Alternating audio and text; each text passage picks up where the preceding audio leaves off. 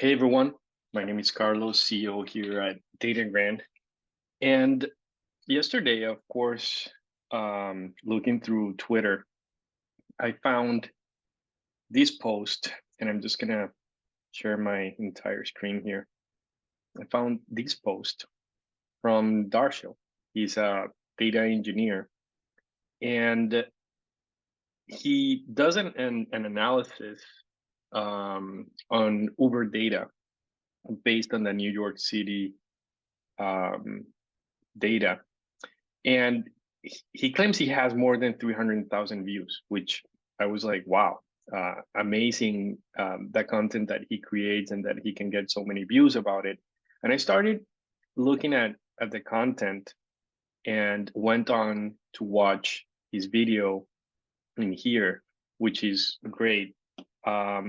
And I started watching the video, and maybe you don't all know my background, but my BA, my bachelor's was in advertising and public relations. Then I did an MBA and then a master's in computer science. And one of the reasons that Datagram exists is because we want to make things easier for people that don't have the technical knowledge that maybe Darshil does or Darshil has.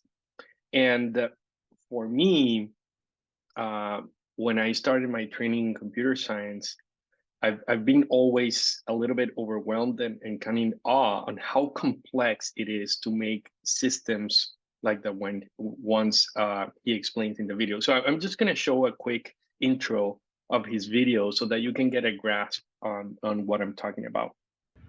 In this video, we will take a dataset like Uber, we will build a data model in fact and dimension format and write our transformation code in Python. This code will be deployed on compute instance on Google Cloud, where we will install Mage, which is an open source modern data pipeline tool. We will load our data onto the BigQuery that is in data warehouse and create our final dashboard.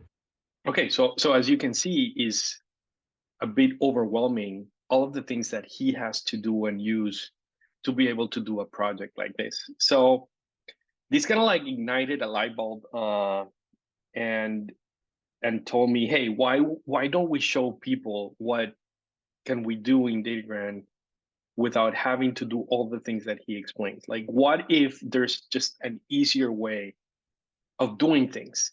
What if we just simplify life to people that want to do this kind of analysis, but don't have the knowledge or the time to build an entire ecosystem like the one Darshil builds here? So the whole purpose of this video today is to show you in maybe 10 minutes instead of just more than 1 hour that he takes to do all of these end-to-end data pipeline. So the idea is to show you how you can do the same. How can you have the same outcome um, without all of the things that he's doing, right? And what if there is uh, a simpler way of doing what he's doing? I'm not saying it's better. I'm just saying it's different, and it is possible with the technologies that we have today, like for example, natural language processing. So let's jump into it. The first thing is I went to the same place he went to download the data. One of the interesting things is that he talks about an Uber dataset, um, and what he's downloading is actually the yellow taxi dataset. So I did the same thing. I did it for January, which is just a sample dataset. And what I'm doing after this is I'm gonna have to go to my Google Drive here. And in my Google Drive, I'm just gonna create a Google Sheet, and I'm just gonna import the CSV that I downloaded from the New York City um, data set. So I'm just gonna import this into here. I'm just gonna hit upload. I'm gonna browse it so that I'm just using Google Sheets because it's just a sample data set. If you wanna bring all of the data, it's millions and millions of rows, and that's one of the things and the capabilities that Datagram has. You don't have to worry about scaling these scaling machines. which he doesn't get into it because it's just a sample data set. But if you really want to work with this, you're going to need a big data setup, which is a completely different story. And also, you're not going to be able to use things like pandas because pandas doesn't handle big data. You're going to have to use things like Dask, and Datagram is already optimized for all of this. So I'm just going to go to my desktop here and find the Uber data, which is right here. I'm just going to hit open and upload this data into Datagram. So import data. And probably this is going to take a few seconds, maybe minutes. But in the meanwhile, let's switch into Datagram and let's start the process over there. So I'm in my Datagram account. My workspace is called Datagram Co. And in here, I'm just going to go to add integration, and I'm just going to select Google Sheets. In here, I'm just going to select, just going to write Uber demo, and I'm just going to select my account, which is this one. And now I just have to put my Google Sheets ID. So now in here I go, I'm just gonna rename this to Uber Data. And you are gonna see here that I have all the columns that he has in his demo. And now I'm just gonna select the ID, which is a requirement in the Datagram platform. I'm just gonna copy that. I'm just gonna paste it here. And once I do that, I'm just gonna hit next.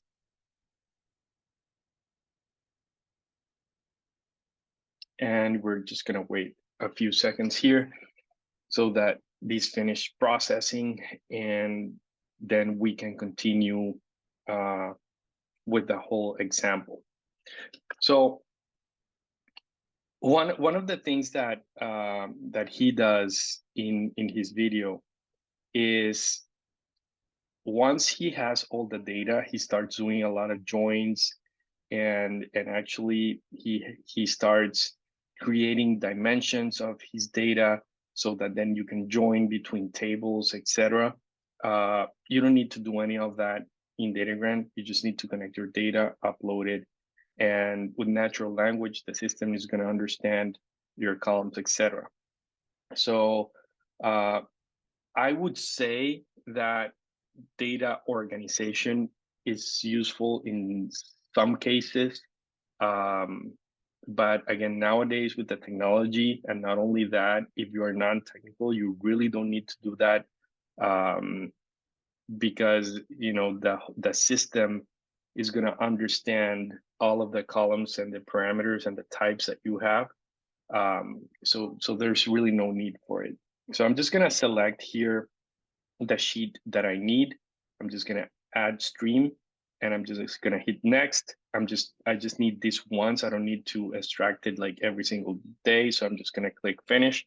And with that, I'm just going to add this to this project that is called Datagram Data, add it, and we're just going to wait a few seconds to this to finish. One of the cool things about Datagram is that it has a lot of data governance in here. So I can start checking like what are the streams that, or the tables that I'm connected to, what are the tables that I have. I can disable, add new tables, change all of my configuration, the frequency of extractions, and I can delete this data set. So let's go back here to summary. This is again running. Let's check in the extractions. Still no data yet, but let's start with the process of creating a pipeline for this. So I'm just gonna go to the Datagram data where I added this integration, and let's create a new pipeline. And this new pipeline is gonna be called Uber Data, right? And down here, in a few minutes, once it finishes, you're gonna see my Uber data, which is it's processing right now. So what I'm gonna do is I'm gonna drag and drop the Jedi NLP. Once this finishes, I'm just gonna drag and drop it here, and we're gonna start all the processing and the instructions for our analytics, right? So again, you're not gonna need any Python code. You're not gonna need any other tools to build your data pipelines. You basically just do everything. You do everything here. Okay, let's go back and check our integration and see how it's doing.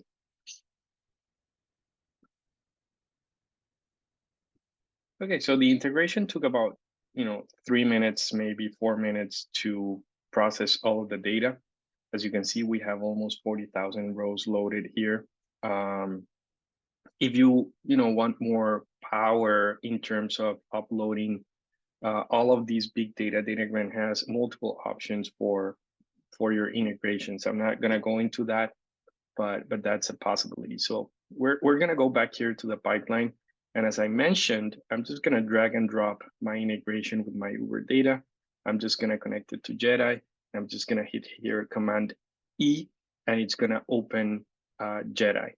Jedi is going to take about 2 minutes to boot up because it's creating a machine for us. And what's happening here is that in that machine, we're going to be doing all of the Python code in the back that the machine is going to do for us. We're just going to give commands in natural language, but the machine is going to translate that into Python code, which is basically what he did in the demo, right? He is doing the Python code, but in this case, is AI the ones that is doing the Python code for us.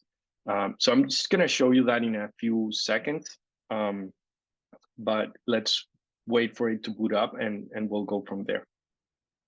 Okay, so the machine is ready. So what I want to do is I want to start asking the same questions that basically he does in the video, right? So the first thing he does in a Jupyter notebook is to ask about the first 5 rows. Or he doesn't ask, he actually codes it, but in here we're just going to ask it for the first 5 rows. So give me the first 5 rows in my table. I'm just going to wait a few seconds and see what happens here if we have the correct data, which is basically the same data that he had. So here it is. We have all the data that we need to make the same analysis or the same visualizations that he did, right? So let's jump into the second question that he does, which is basically the type of columns that he has. And when he does that operation, what he wants to know is basically if a column is a datetime or an integer, etc. And the reason it's important for him is because since he does all the code, he needs to transform the data types that doesn't work for him. For example, instead of having a float, change it to a datetime in the case of drop-ups and pickups. In our case, we don't need to do any of that because the AI will automatically or will intelligently realize all of this and do all the work for us. But in any case, let's do the following. Give me what are the data types for each of the columns. Include a column that has the name of the column you are referring to. Let's see what happens here. So again, if we have floats, integers, etc., it should tell us what do we have in the data set. One of the things that we need to take in mind is that in Datagram, when you do a Google Sheets integration, most of the data is going to be a string and you need to cast all of that. Again, since it's AI, you don't need to do any of that. It will do it automatically. It will infer each of these columns and then it will transform it. But just as we're trying to do one of the kind of like the same questions that he does in Python so that you understand how you can do it here.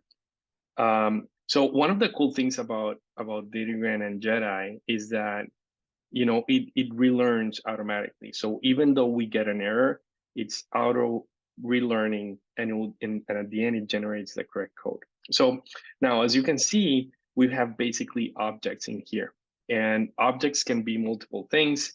And that's why what he does in his code is to try to transform these objects or these data types to things that he can work with. You don't need to do any of that here in Datagram. And let me just show you a quick example. At the end of the video, what he does is basically he wants to show, for example, the total amount of money that each operator, like for example, if it was Uber did in total, and what was, for example, the total distance traveled for Uber, and the distance made by each of these trips. So let's try to ask this question and see what happens here. So give me the total amount made by each vendor ID, because the data, it's organized that way. Like, we don't have names of vendors in the database, we just have IDs, and the total distance traveled by each vendor based on each trip distance. Let's see what happens here. Again, it's all natural language. It will infer all of these data types and it will do all the code for us. Probably it will fail on the first try, but then as it relearns, it will give us the correct information. So we'll see what happens. So wait a few seconds. Okay, first try, and it got it. So now we have two vendors in the data set that we downloaded. We actually just have two vendors. So if I show you here in the data and we go to the vendor in column, which is here, we just have 2 on 1. So basically two vendors in the data set.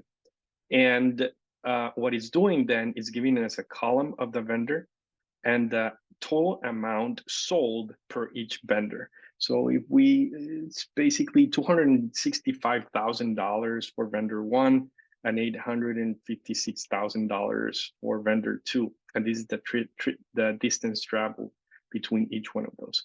And if I hit here on expand reasoning, it's going to give us the Python code that it did for all of this. As you can see, it's converting in the same way that he converted data in his Jupyter notebook or in Python.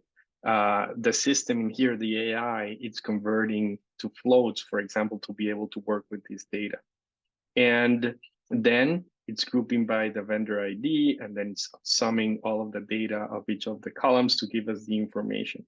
The cool thing about this then is that he then uses Google Cloud to build a pipeline to send this output table to Looker, for example, to visualize. In our case, we can do multiple things here. So I'm just going to hit save and run. And what's going to happen is that this is going to get ready our data for our next operator or destination. And what it means by getting ready is that it basically worked, or it basically showed us a sample data set. It is now what it's doing, it's running all of the data and making the data available for the next one. So what I'm going to do is, and actually I have multiple options. I could basically send this again to a Google Sheet, so I could use something like Looker if you want to do that, or you can send it to BigQuery, or you can even make it available via an API.